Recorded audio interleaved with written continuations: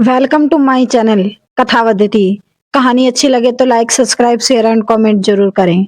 रोहन और सीमा की नई नई शादी हुई थी। घर में ससुर यानी कि रोहन के पिताजी सुधीर जी और वे दोनों बस तीन ही लोग रहते थे।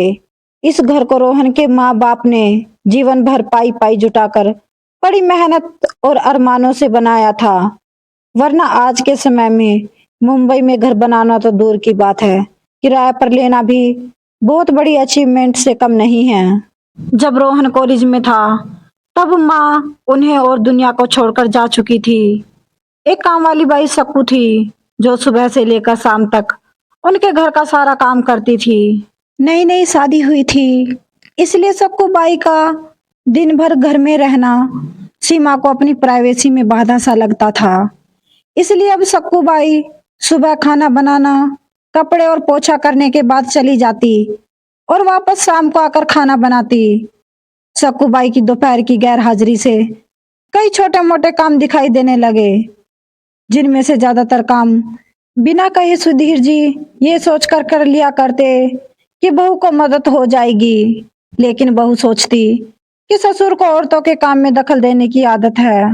दिन मौका देखकर सीमा ने रोहन से कहा, क्यों ना हम बाबूजी को वृद्धाश्रम भेज दें। सिर्फ एक बार पैसा भरना पड़ेगा और उन्हें भी अपने उम्र के लोगों का साथ मिल जाएगा। हमें भी अपनी प्राइवेसी के बारे में ज्यादा सोचना नहीं पड़ेगा। रोहन ने सीमा की बातों पर ज्यादा ध्यान नहीं दिया। कुछ दिन ही बीते थे कि बाबूजी अपने दोस्तों के साथ एक हफ्ते के लिए टूर पर गए और इत्तेफाक से इसी दौरान सक्कू बाई भी छुट्टी पर थी। फिर क्या, सीमा को जैसा चाहिए था वैसा समय मिलने लगा। अब रोहन रेस्टोरेंट में खाना खा लेता और सीमा का काम ऑमलेट, ब्रेड या मैगी से चल जाता। खाना बनाने की टेंशन नहीं थी, लेकिन घर में निकलने वाले सारे काम तो अभी भी करने ही थे। ससुर जी की गैर हाजिरी में सीमा को एहसास हुआ कि वह बिना कहे ही जो काम कर लिया करते थे उनसे कितना फर्क पड़ता था। छोटे मोटे लगने वाले यह काम भी काफी समय और एनर्जी लेने वाले थे। कुछ दिन बीतने के बाद एक दिन रोहन सीमा को कहता है, चलो आज कहीं बाहर घूम कर आते हैं। सीमा बड़ी खुशी खुशी सज धज कर बाहर घूमने के लिए तैयार हो जाती है। रोहन सीमा को अपने घर से 4 किलोमीटर दूर एक चौल में लेकर आता है।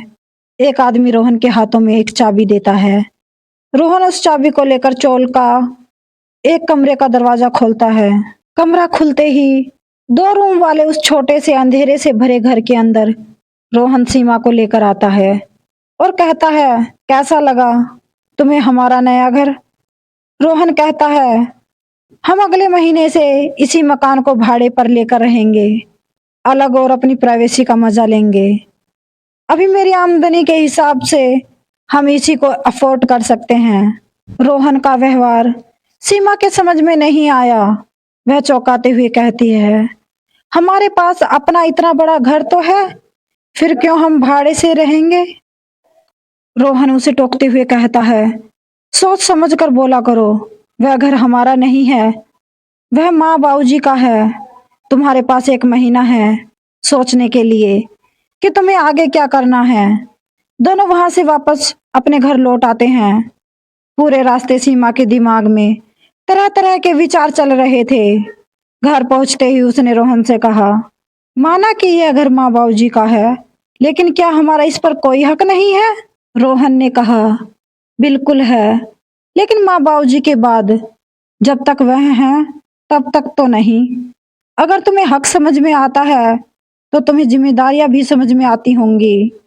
सिर्फ हक के बारे में सोचकर और अपनी जिम्मेदारियां भूलकर स्वार्थी होना क्या भला अच्छा होता है। सीमा के पास रोहन के इस सवाल का कोई जवाब नहीं था।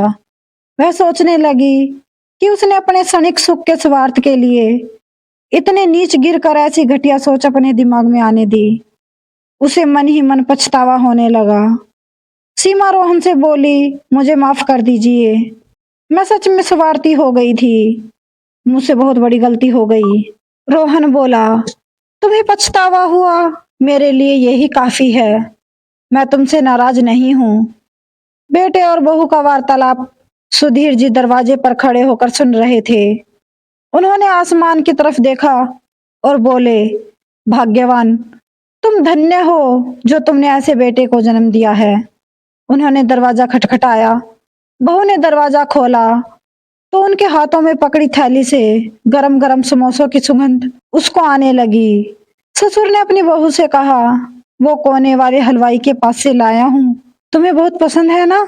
सीमा को अपने ससुर के प्रति विचार और ससुर के उसके प्रति प्यार, उन दोनों का फर्क समझ में आते ही उसकी आंखों में पश्चाताप के आंसू और चेहरे पर अपने परिवार के लिए प्यार के कारण मुस्कान आ गई।